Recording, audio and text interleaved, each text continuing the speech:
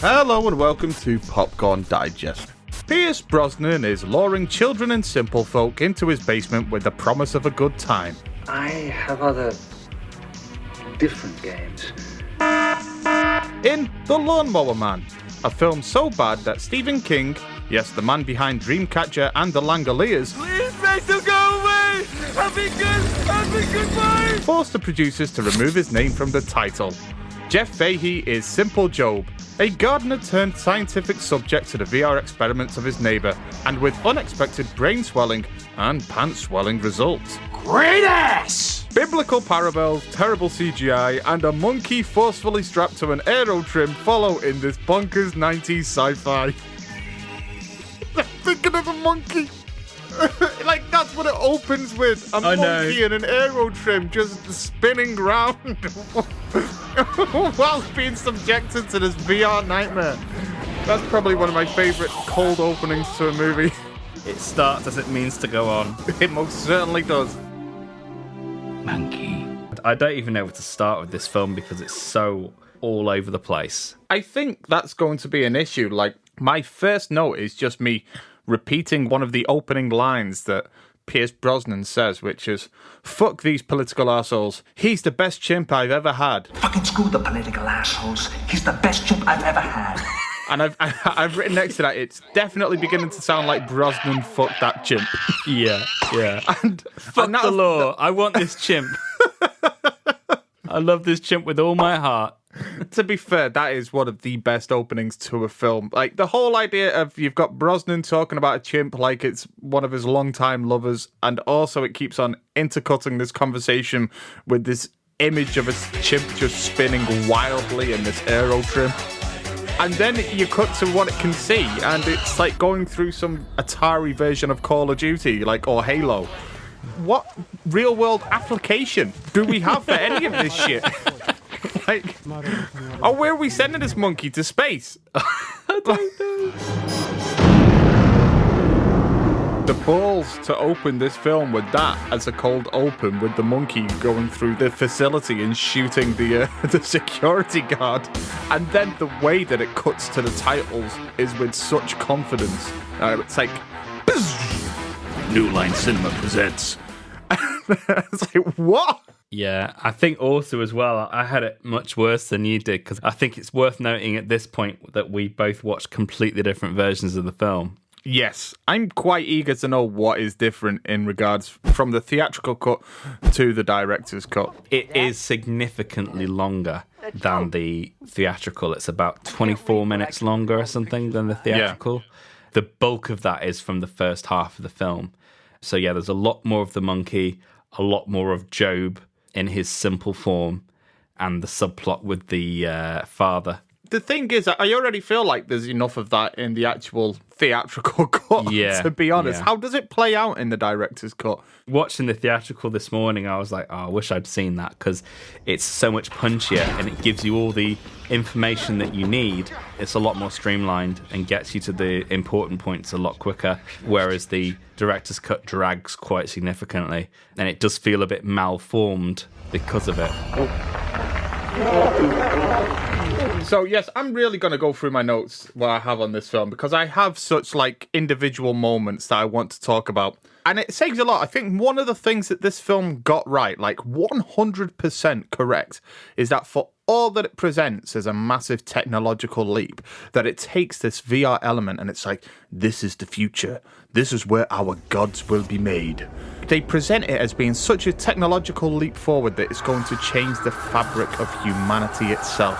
And people use it for porn. Yeah. And cat videos. Yeah. ICANN has cheeseburger. Just being beamed directly into your mind.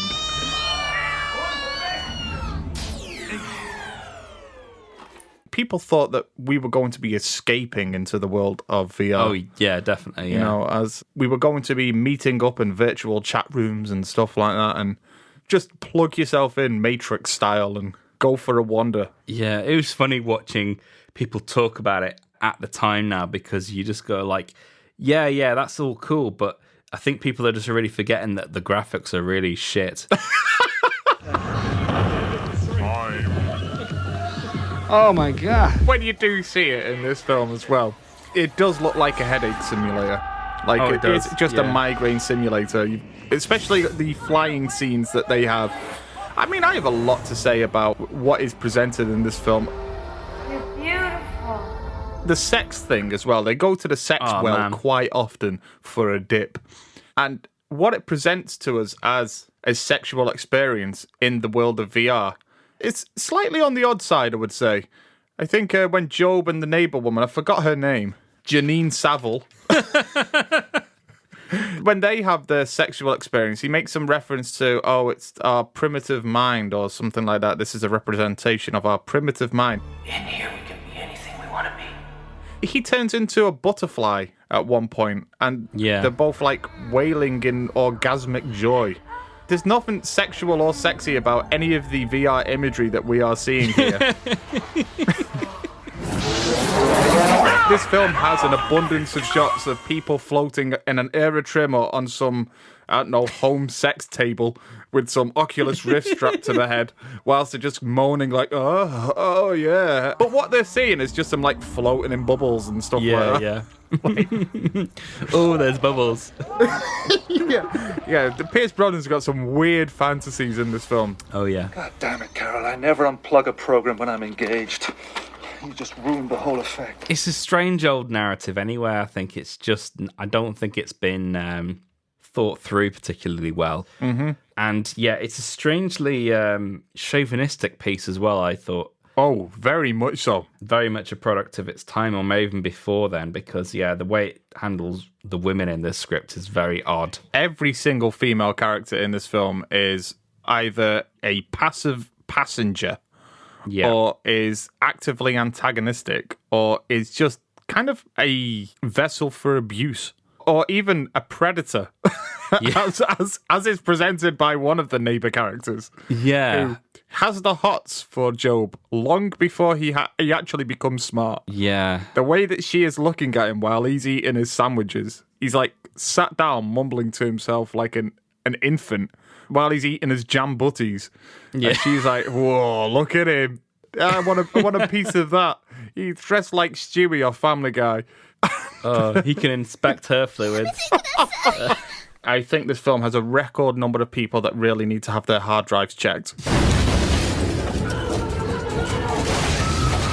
I think what we need in this is more of a connection between how Jobe plays into this world, but also we need to know what they're building towards, because I feel like this film lacks drive because of that. Yeah, the Jobe story is just, for a while, it feels like the same scenes repeating themselves, which is just Jobe goes to Pierce Brosnan's basement, gets injected full of Pierce Brosnan juice, puts on a VR helmet, does something crazy for a bit, goes out and mows some lawns. Then the cycle repeats itself over and over again. Each time he gets progressively a little bit smarter and a little bit more naked. And when that whole montage bit started as well, because obviously it starts way later in the director's cut, I just wrote bullshit science and unethical too. Like, right down to the fact that it gives him seizures and stuff like that. Like, this is not... Who signed off on this? Like, this guy's going to jail. Yeah. It's okay. I saw God. I touched God. This just feels like a full-length version of that trailer from Tropic Thunder, The Simple Jack. It's inescapable. I feel like that trailer, it took a lot of inspiration from this film, because even down to the way that his hair looks in the film. All I can see is Simple Jack. It's all the more worse in the director's cut because you see him as that for such a long... I think he's that version of that character for at least half an hour. Really?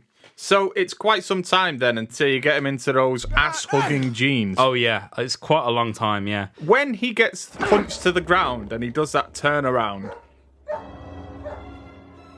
for some reason, I don't know why, but the frame really makes sure that they get in his big bubble butt into the frame as he turns around, and he strikes a pose that makes it look like something out of Playgirl magazine, I assume.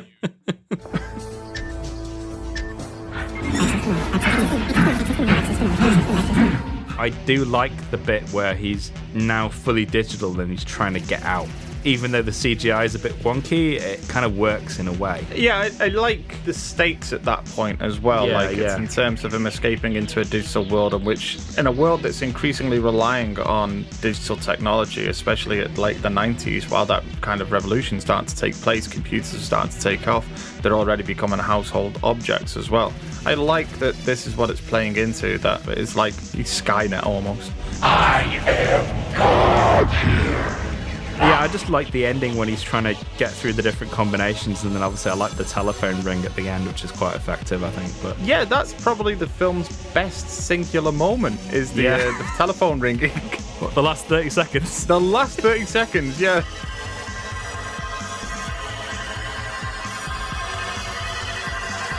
Thank you for listening to the latest episode of the show. Remember to like, share and subscribe.